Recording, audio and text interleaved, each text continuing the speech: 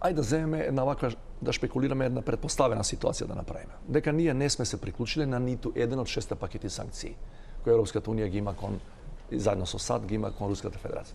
Значи ние да одиме од прилика некаква неутрална позиција да имаме како Србија денес.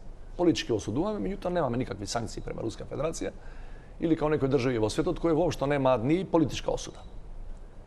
И во Србија има високи цени на енергенти. Бидејќи глобалните пазари тоа го диктираат.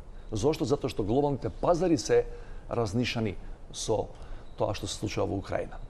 Разбирате, значи еве да бевме најдобри пријатели со русите. Ја да отидев уште првиот ден на 24 февруари во Кремљ да се изгушам со Путин.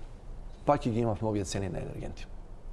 Значи во оваа ситуација високите цени на енергијата се индуцирани од глобалната криза, односно предизвикана од руската инвазија во Украина. Тоа е проблемот. Значи ние можеме да зборуваме за тоа зошто првиот дел од проблемот, вториот дел од проблемот е нашата комплетна одсеченост.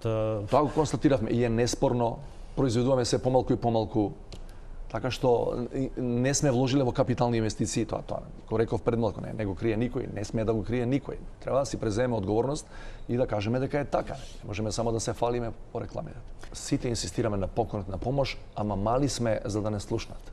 И ако си забележал изминативе години, бидејќи свативме дека држави милион, два, три на Западниот Балкан, Србија најголема со 7 милиони, сите други сме под.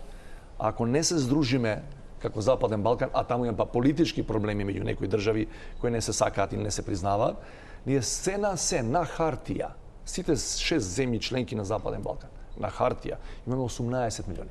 И најдобро е ако настапуваме како блок. Инаку, Полска има 40 милиони. Че има 2,5 пати безмалку од целиот Западен Балкан. И не секогаш незините барања се усвоени во Брисел. Само да ви кажам, или заедно ќе одиме за малку погласни да бидеме, или еден по еден, многу е тешко да ве чујат во Брисел,